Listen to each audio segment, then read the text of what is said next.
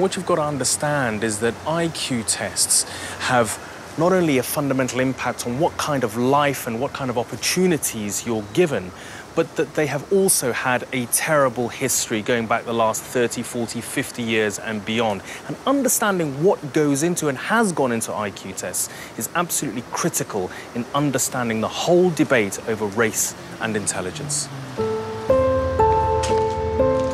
So where did IQ tests come from? The test was invented by Alfred Binet, a French clinical psychologist.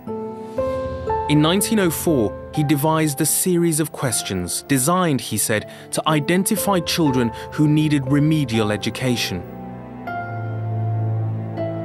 But when Binet's test was translated into English, its purpose was no longer to identify and help children falling behind. It was used to single out and discourage the breeding of the feeble-minded.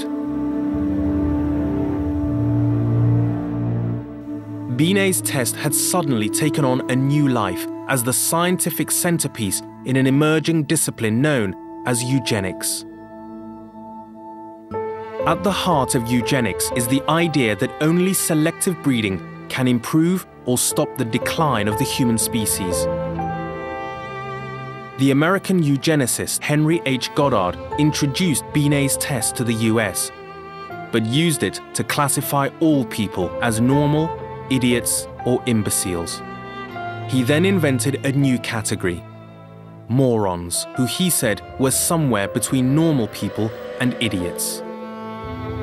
Between the 1920s and 40s, 30 US states passed laws permitting the enforced sterilization of people who were defined by IQ tests as subnormal. Many of these laws were not repealed until the 1970s. The truth about IQ is that its history is truly shocking. And so, unsurprisingly, modern IQ tests remain highly controversial. Besides, can intelligence really be measured in a single number? It doesn't seem to measure wisdom, social intelligence, creativity, or musical ability. And it's still open to the charge of cultural bias.